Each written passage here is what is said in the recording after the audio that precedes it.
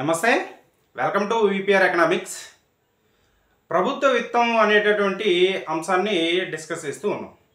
దానిలో భాగంగా గత వీడియోలో మనం ఈ ప్రభుత్వ విత్తానికి సంబంధించినటువంటి ఇంట్రడక్షన్ పార్ట్ అనేది మనం చూసాం ఆల్రెడీ. దీనికి సంబంధించినటువంటి ఇంట్రడక్షన్ పార్ట్ అంతా మనం గత వీడియోలో డిస్కస్ చేసాం. ఇప్పుడు మనం ప్రభుత్వ విత్తంలో భాగంగా ప్రభుత్వ రాబడిని డిస్కస్ చేస్తాం, ప్రభుత్వ వ్యయాన్ని డిస్కస్ చేస్తాం, ప్రభుత్వ రుణం, అదేవిధంగా ప్రభుత్వ విత్త నిర్వహణ బడ్జెట్ గురించి, కోశ విధానం గురించి, అదేవిధంగా కేంద్ర రాష్ట్రాల మధ్య విత్త సంబంధాల గురించి డిస్కస్ చేస్తామని చెప్తున్నాం. ఇప్పుడు ఈ వీడియోలో మనం ఈ ప్రభుత్వ రాబడి గురించి డిస్కస్ చేద్దాం. ప్రభుత్వ రాబడి అనేటటువంటి అంశాన్ని ఈ వీడియోలో డిస్కషన్ అనేది చేసుకుందాం.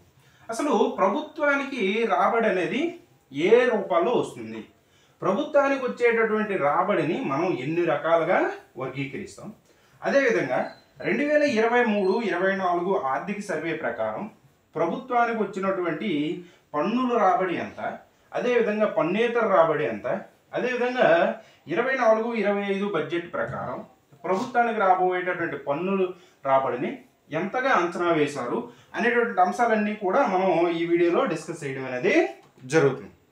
మనం డిస్కస్ అయిపోయే అంశం ఏంటంటే ప్రభుత్వ రాబడి వర్గీకరణ. ప్రభుత్వ రాబడి వర్గీకరణ. ప్రభుత్వ రాబడి వర్గీకరణ అనేటటువంటి అంశాన్ని మనం డిస్కస్ చేద్దాం.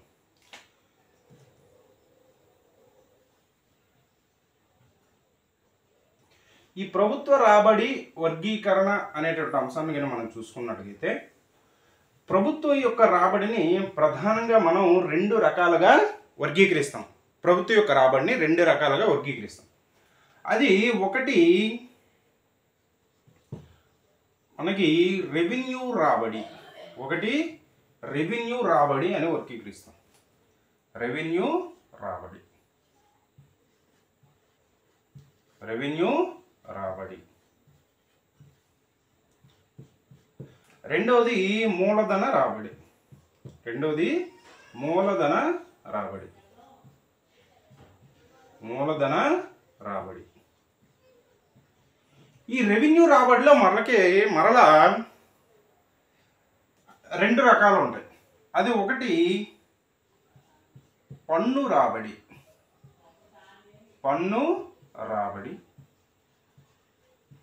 ఈ పన్ను రాబడిలో మనకి మరలా రెండు రకాలు ఉంటాయి. ఒకటి ప్రత్యక్ష పన్నులు, ప్రత్యక్ష పన్ను రాబడి. రెండవది పరోక్ష పన్ను రాబడి, పరోక్ష పన్ను రాబడి. అదేవిధంగా ఈ రెవెన్యూ రాబడిలో రెండో అంశం ఏం చెప్పుకున్నాం మనం, ఒకటి రెవెన్యూ రాబడిలో పన్ను రాబడి ఉంటుంది, అదేవిధంగా రెండోది పన్నేతర రాబడి, పన్నేతర రాబడి అనేది ఉంటుంది. ప్రభుత్వానికి వచ్చేటటువంటి రాబడిని ప్రధానంగా మనం రెండు రకాలుగా విభజిస్తాము. అది ఒకటి రెవెన్యూ రాబడి, రెండు మూలధన రాబడి. ఈ రెవెన్యూ రాబడిని మనం మరలా రెండు రకాలుగా విభజిస్తాం. రెవెన్యూ రాబడి అనేది రెండు రకాలుగా ప్రభుత్వానికి వస్తుంది. పన్నుల ద్వారా రాబడి వస్తుంది, పన్నేతర రాబడి వస్తుంది. పన్నుల ద్వారా ప్రభుత్వం పన్నులు విధించడం ద్వారా ప్రత్యక్ష పన్నులు కావచ్చు, పరోక్ష పన్నులు కావచ్చు, ప్రభుత్వానికి రాబడి అనేది పన్నుల ద్వారా వస్తుంది. పన్నేతర రాబడి అనేది ఎలా వస్తుందంటే ప్రభుత్వానికి వచ్చేటటువంటి గ్రాంట్లు, పరిపాలనా సంబంధమైనటువంటి రాబడులు, అదేవిధంగా ఇచ్చీట్స్, ఇటువంటివన్నీ కూడా మనకి ఈ పన్నేతర రాబడిలో ఉంటాయి. మూలధన రాబడి, ఈ మూలధన రాబడులు ఏముంటాయంటే మనం ప్రభుత్వం చేసేటటువంటి అప్పుల ద్వారా వచ్చేటటువంటి రాబడిని మూలధన రాబడిలో చూపిస్తాం. అదేవిధంగా ప్రభుత్వం యొక్క ఆస్తులను విక్రయించడం ద్వారా వచ్చేటటువంటి రాబడిని కూడా మూలధన రాబడిగా చెప్తాం. ఇప్పుడు ఈ వీడియోలో మనం ఈ రెవెన్యూ రాబడిలో ఈ పన్ను రాబడి గురించి ఈ వీడియోలో డిస్కస్ చేద్దాం. పన్ను రాబడి గురించి ఈ వీడియోలో డిస్కస్ చేయడం అనేది జరుగుతుంది. ప్రభుత్వానికి వచ్చేటటువంటి రాబడిని ప్రధానంగా మనం రెండు రకాలుగా విభజిస్తామని చెప్పుకున్నాం. అది ఒకటి రెవెన్యూ రాబడి, రెండు మూలధన రాబడి. ఈ రెవెన్యూ రాబడిలో మనకి ప్రధానమైనది ఏమని చెప్పుకున్నాం, పన్ను రాబడి, పన్ను రాబడి, ట్యాక్స్ రెవెన్యూ. ఈ ట్యాక్స్ రెవెన్యూ గురించి ఈ వీడియోలో డిస్కస్ చేద్దాం.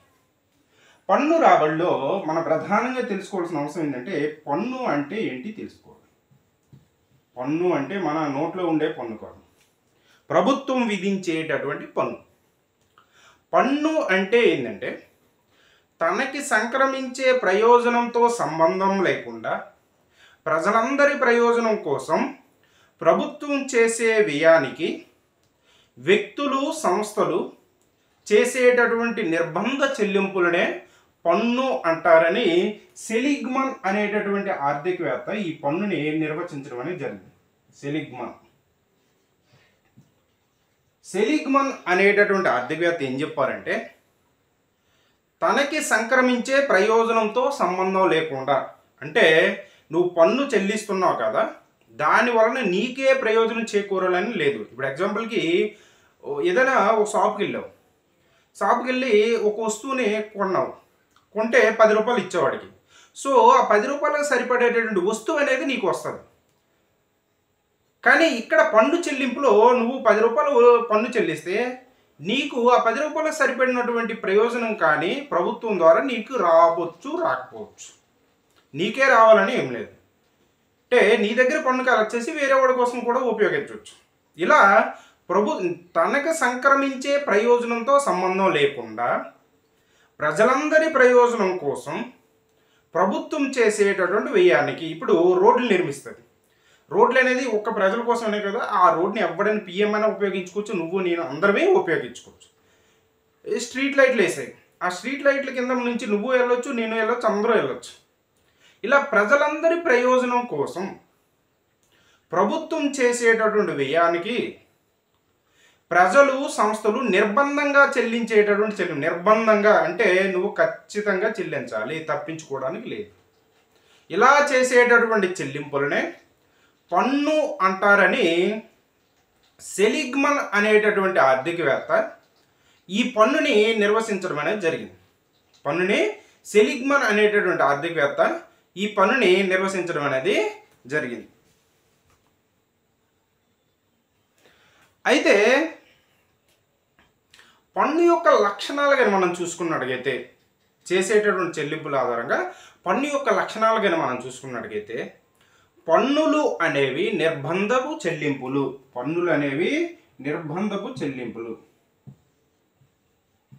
నిర్బంధపు చెల్లింపులు అంటే నేను చెల్లించను అంటే కుదరదు, ఖచ్చితంగా నువ్వు పన్ను అనేది చెల్లించాలి. అది ప్రత్యక్ష పన్ను కావచ్చు, పరోక్ష పన్ను కావచ్చు. పన్ను అనేది ఖచ్చితంగా చెల్లించాలి. ఇప్పుడు నువ్వు ఒక వస్తువును కొన్నావు, అందులో దానికి అన్ని అంటే ఇంక్లూజివ్ ఆల్ ట్యాక్సెస్ అని ఉంటాయి. అందులో ఎంఆర్పీలు అంటే అందులో విధించేటటువంటి ఆ వస్తువు పైన వేసేటువంటి ప్రతి పన్ను కూడా నీ మీద నువ్వే చెల్లిస్తున్నావు. ఆ వస్తువు కొనేటప్పుడు ఎంఆర్పీతో పాటుగా ఎంఆర్పీ పన్నులతో కలిపి ఎంఆర్పీని మనకి డిసైడ్ చేయడం అనేది జరుగుతుంది. సో ఆ పన్ను అనేది నువ్వు చెల్లిస్తావు. నాకు ఆ పన్ను నేను కట్టను, ఈ వస్తువు ధర 100 రూపాయలు ఉంది, అందులో 10 రూపాయల పన్ను ఉంది, నేను 90 రూపాయలు కడతానంటే తంతడాడు ఆ షాపోడు. సో నువ్వు నిర్బంధంగా ఖచ్చితంగా పన్ను అనేది చెల్లించాలి. అదేవిధంగా పన్ను చెల్లించడం వలన అంటే ప్రజల యొక్క ఇష్టాలతో సంబంధం లేదు. ఇష్టాలతో సంబంధం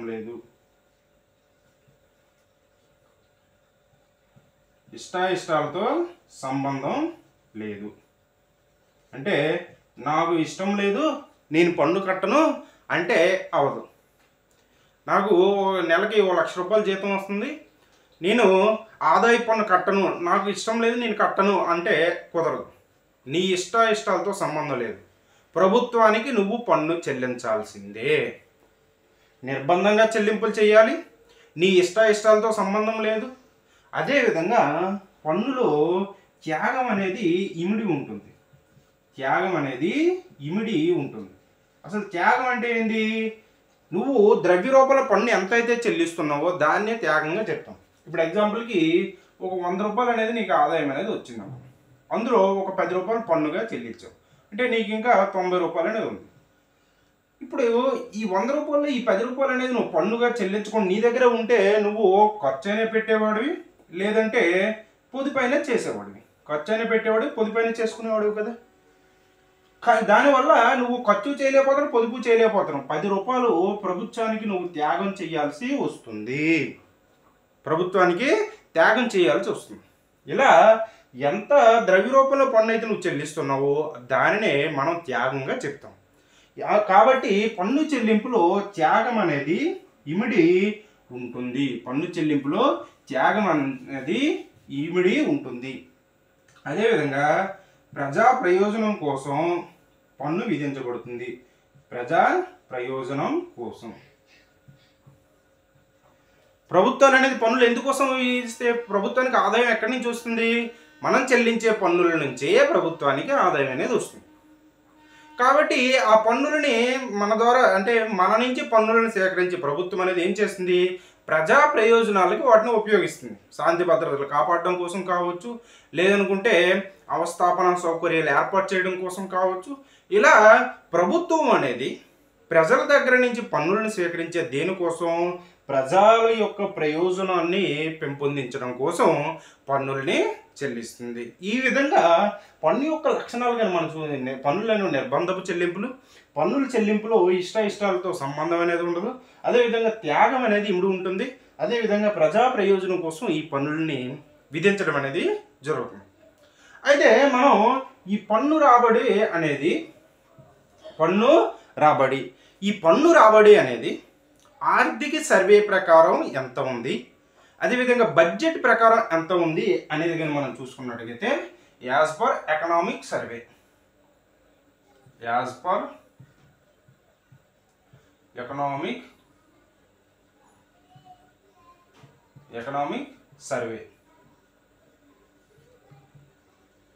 23-24 ప్రకారం మనకి పన్ను రాబడి ట్యాక్స్ రెవెన్యూ ఏ సంవత్సరానికి 2023-24 సంవత్సరానికి మనకి ప్రొవిజనల్ యాక్చువల్స్ అంటాం వీటిని.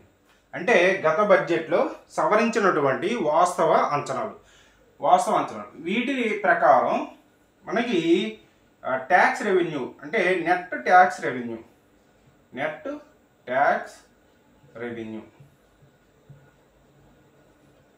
ఈ నెట్ ట్యాక్స్ రెవెన్యూ అనేది ఎంత అనేది కానీ మనం చూసుకున్నట్లయితే 23,26,524 కోట్ల రూపాయలుగా ఈ నెట్ ట్యాక్స్ రెవెన్యూ అనేది నమోదైంది.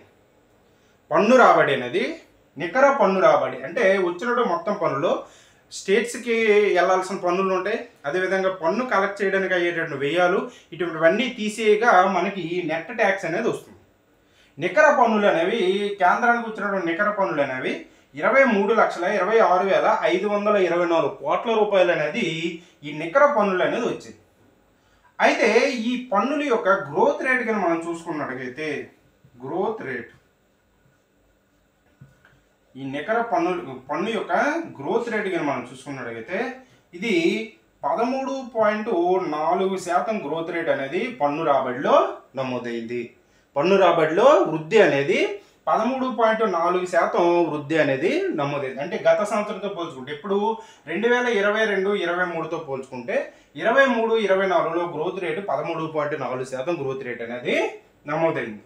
అయితే ఈ మొత్తం పన్నులు ఉన్నాయి. ఈ నెట్ ట్యాక్స్లో మనకి డైరెక్ట్ ట్యాక్సెస్ కానీ మనం చూసుకున్నట్లయితే డైరెక్ట్ ట్యాక్సెస్ ప్రత్యక్ష పన్నులు, ఈ ప్రత్యక్ష పన్నులు అనేవి 55% ప్రత్యక్ష పన్నుల ద్వారా వచ్చింది. ఈ మొత్తం పన్నుల్లో 55% ప్రత్యక్ష పన్నుల ద్వారా వచ్చింది. అదేవిధంగా ఇండైరెక్ట్ ట్యాక్సెస్ ద్వారా ఈ ఇండైరెక్ట్ ట్యాక్సెస్ ద్వారా 45% ఇండైరెక్ట్ ట్యాక్సెస్ ద్వారా వచ్చింది. అంటే మనకి ఏ పన్నుల ద్వారా ఎక్కువ ఆదాయం వస్తుంది పన్ను రాబడిలో? ప్రత్యక్ష పన్నుల ద్వారా ఎక్కువ ఆదాయం అనేది వస్తుంది. పరోక్ష పన్నులతో అంటే ప్రత్యక్ష పన్నులతో పోల్చుకుంటే పరోక్ష పన్నుల ద్వారా తక్కువ ఆదాయం అనేది రావడం అనేది జరుగుతుంది.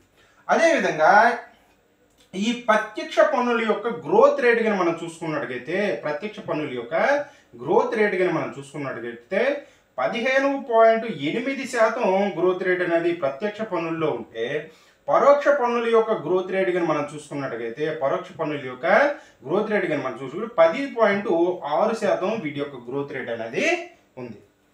మనకి టోటల్గా ట్యాక్స్ యొక్క అంటే పన్ను రాబడి యొక్క గ్రోత్ రేట్ అయితే 13.4% గ్రోత్ రేట్. అందులో డైరెక్ట్ ట్యాక్సెస్ అంటే ప్రత్యక్ష పన్నులు అనేవి ఈ మొత్తం పన్నుల్లో 23,26,524 కోట్ల రూపాయల్లో ప్రత్యక్ష పన్నులేమో 55%, పరోక్ష పన్నులేమో 45%. ప్రత్యక్ష పన్నుల యొక్క గ్రోత్ రేట్ వృద్ధి రేట్ ఏమో 15.8% వృద్ధి రేట్ ఉంది. పరోక్ష పన్నుల యొక్క వృద్ధి రేట్ ఏమో 10.6% వృద్ధి రేట్ అనేది ఉంది.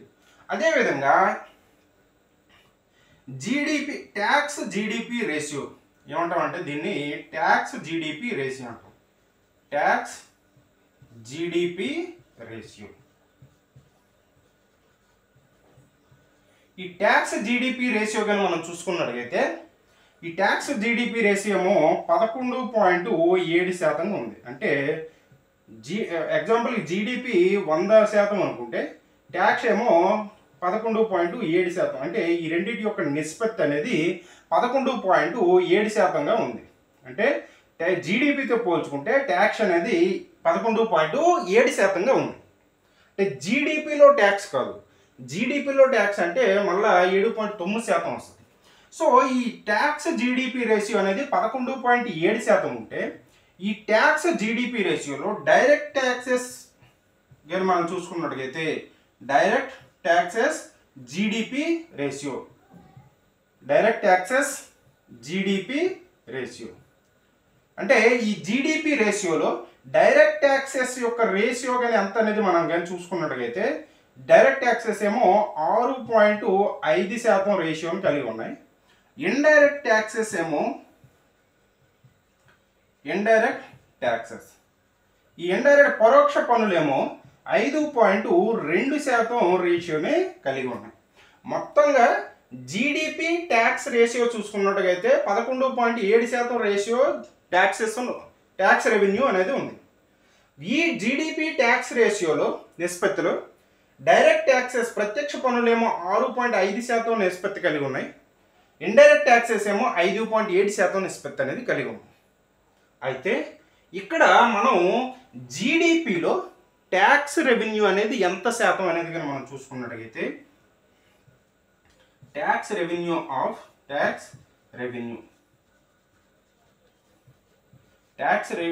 Of GDP.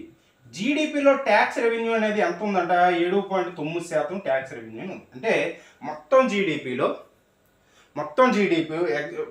100% అనుకుంటే ఆ 100%లో మన ట్యాక్స్ రెవెన్యూ ట్యాక్స్ ద్వారా ఎంత వస్తుంది 7.9% పన్నుల ద్వారా ఆదాయం అనేది వస్తుంది.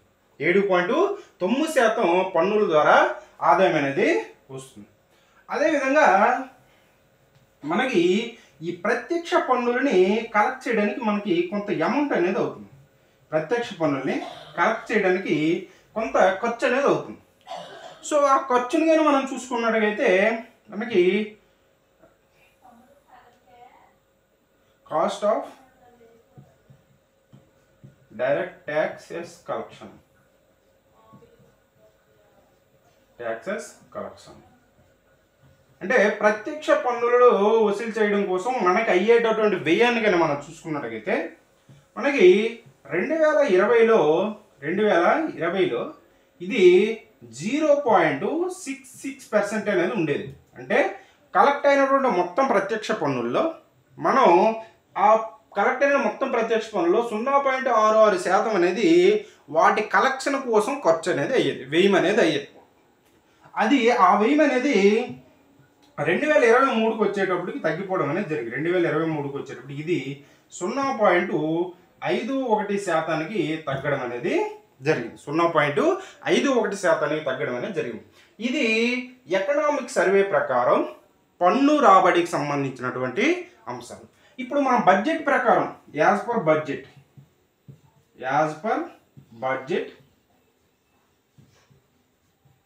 24-25 ఇవి అంచనాలు, ఇవి వాస్తవమైనటువంటి విలువలు, ఇవేమో అంచనాలు.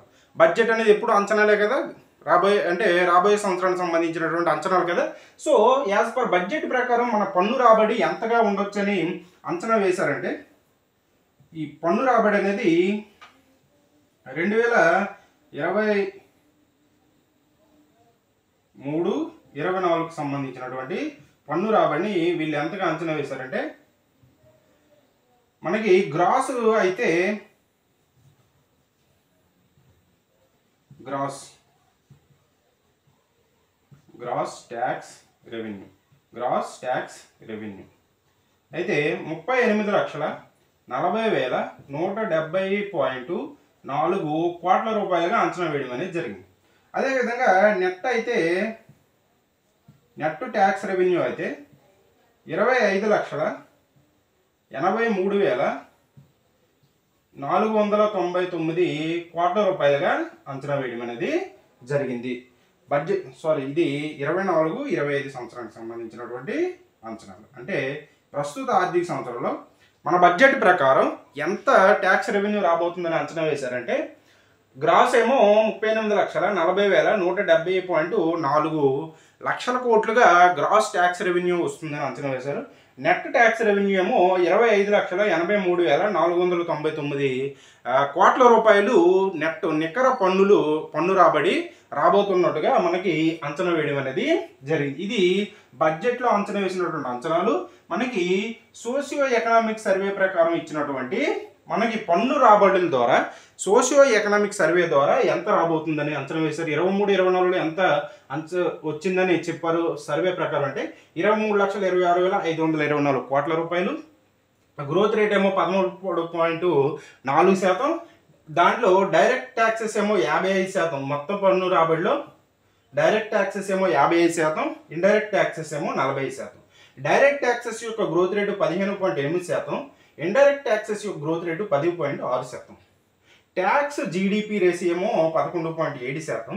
డైరెక్ట్ ట్యాక్సెస్ అందులో 6.5% రేషియో కలిగి ఉన్నాయి. ఇండైరెక్ట్ ట్యాక్సెస్ ఏమో 5.2%.